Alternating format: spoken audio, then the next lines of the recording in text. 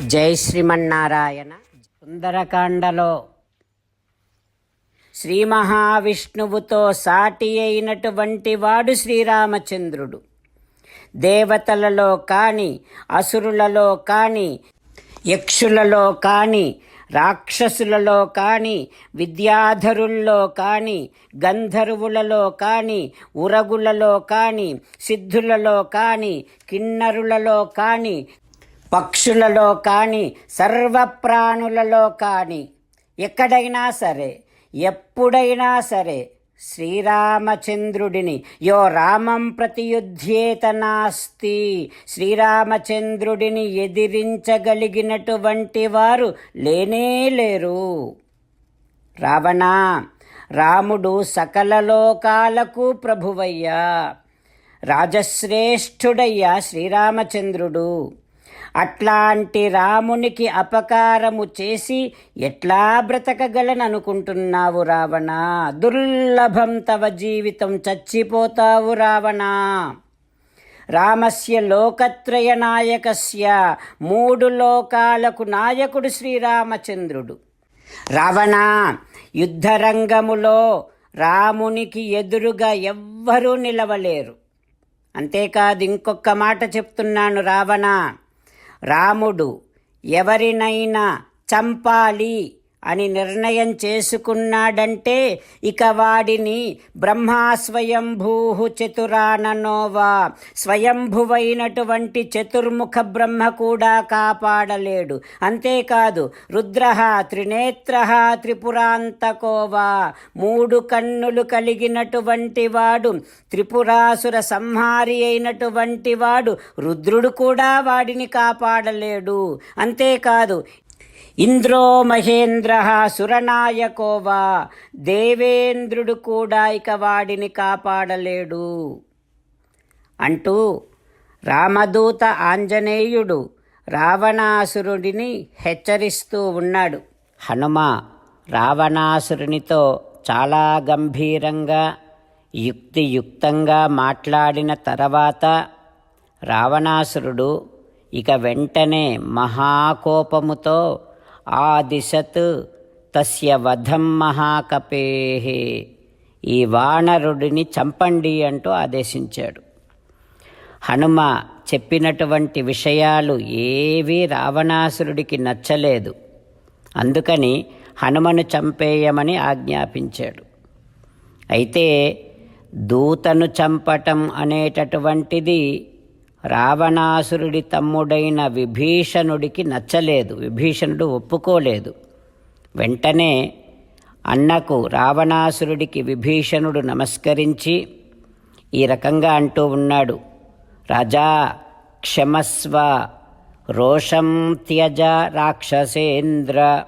ఓ రాజా, ఈ వానరుడిని క్షమించు, ఈ వానరుడి మీద కోపాన్ని వదిలేయి, ప్రసీద, ప్రసన్నుడివికా.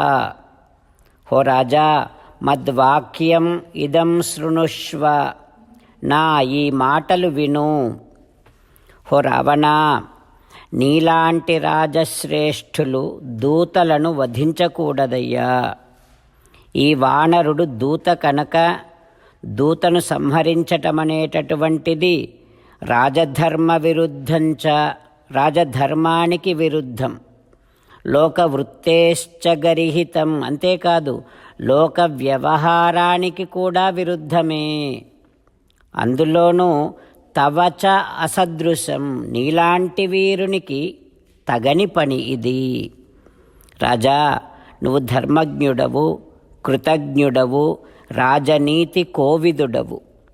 నీలాంటి పండితులు కూడా ఇంత కోపాన్ని తెచ్చుకుంటే ఇక సకల శాస్త్రాలు చదవటం, జ్ఞానం సంపాదించటం అదంతా దండగే కదా. రామచంద్రులను మనసారా ధ్యానము చేస్తూ పరమదయాళువు పరమశివుడు చెప్పిన పరమపావన రామనామాన్ని చెబుతూ మనము రామనామ గానము చేస్తూ ఉంటే అదిగో సీతారామచంద్రులు, పార్వతీ పరమేశ్వరులు, ఆంజనేయస్వామి, సకల దేవతలు, పితృదేవతలు, మహర్షులు, ఆచార్యులు, భాగవతోత్తములు అందరూ మనని చూసి ఆనందముతో అనుగ్రహిస్తున్నటువంటి దృశ్యాన్ని భావన చేస్తూ నోరారా రామనామగానము చేద్దాం. రామ రామ దశరథ రామ, రామ రామ దశరథ రామ, హే హే రాజా రామ, హే హే రాజా రామ, హే హే సీతారామ, హే హే సీతారామ. జై శ్రీమన్నారాయణ. భక్తులకు ప్రత్యేకమైనటువంటి విజ్ఞాపన. మీకు అన్ని విషయాలలో వెంటనే మంచి ఫలితాలు రావాలి అనంటే ప్రతిరోజు 1 నిమిషం వెచ్చించి నారాయణాస్త్రాన్ని చదవండి. ఇక మీకు తిరిగే ఉండదు. నారాయణాస్త్రాన్ని పొందడానికి మీరేం చేయాలంటే నారాయణాస్త్రం అనే వెబ్సైట్కి వెళ్ళి మీ పేరు, మీ ఈమెయిల్ ఇస్తే మీ ఈమెయిల్కి నారాయణాస్త్రం PDF వస్తుంది. అందులో ఒక రామాయణ శ్లోకం, ఒక గీతా శ్లోకం, ఒక విష్ణునామం ఉంటాయి. ఆ 3 కలిపి నారాయణాస్త్రం అంటాం. ప్రతి ఒక్కరికి వేరువేరు శ్లోకాలను ఇస్తున్నాం. ఆ రకంగా ఎవరి శ్లోకాన్ని వారు ప్రతిరోజు తప్పనిసరిగా చదవటం వలన ప్రతిరోజు ప్రతి 24,000 భక్తులతో ఒకసారి సంపూర్ణ రామాయణ పారాయణ, 33 సార్లు శ్రీమద్ భగవద్గీత పారాయణ, 24 సార్లు శ్రీ విష్ణు సహస్రనామ స్తోత్ర పారాయణ జరుగుతుంది. ప్రతి ఒక్కరికి అంతటి విశేష ఫలితము ప్రతిరోజు లభిస్తుంది. అందుకని మీరు, మీ కుటుంబ సభ్యులు అందరూ ఒక్కొక్కరు ఒక్కొక్క నారాయణాస్త్రాన్ని వెంటనే పొందండి. జై శ్రీమన్నారాయణ. శ్రీమద్ భగవద్గీత సారాంశముగా 18వ అధ్యాయములో 65 నుంచి 69 శ్లోకముల ద్వారా శ్రీకృష్ణ భగవానుడు మనందరినీ ఒక 8 పనులు చేయమని చెబుతూ పరమాత్మ ఈ రకంగా అంటూ ఉన్నాడు. ఎవరెవరైతే నేను చెప్పిన ఈ 8 పనులు చేస్తారో వారందరూ నాకు చాలా ఇష్టమైన వారవుతారు. అప్పుడు వారిని నేను సకల పాపముల నుండి, సకల దుఃఖముల నుండి విముక్తులను చేసి నా అంతటి వారిగా చేసుకుంటా, తరగని ఆనందాన్ని అనుభవింపచేస్తా. నిజమే చెబుతున్నా, ప్రమాణము చేసి చెబుతున్నా అంటూ సాక్షాత్తుగా దేవదేవుడైన శ్రీమన్నారాయణుడైన శ్రీకృష్ణ భగవానుడే మనను ఈ 8 పనులు చేయమని చెబుతూ ఉన్నాడు కనుక, హో శ్రీమన్నారాయణ, కరిష్యే వచనం తవ, తప్పకుండా చేస్తా, నువ్వు చెప్పినట్టే చేస్తా అంటూ మనం ప్రతిరోజు దేవదేవుడైన శ్రీమన్నారాయణుడికి ఈ రకంగా మాట ఇద్దాం. హో శ్రీమన్నారాయణ, నువ్వు చెప్పినట్టే నేను నిన్నే సంతతము ధ్యానము చేస్తూ ఉంటా. హో శ్రీమన్నారాయణ, నువ్వు చెప్పినట్టే నేను నీ భక్తుడిగానే ఉంటా.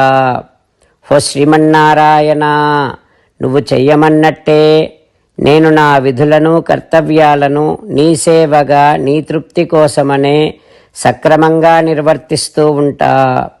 హో శ్రీమన్నారాయణ, నువ్వు చెప్పినట్టే నేను నీవాడిని అనే మహావిశ్వాసాన్ని సంతతము కలిగి ఉంటూ నా హృదయములో నీకే నమస్కరిస్తూ ఉంటా.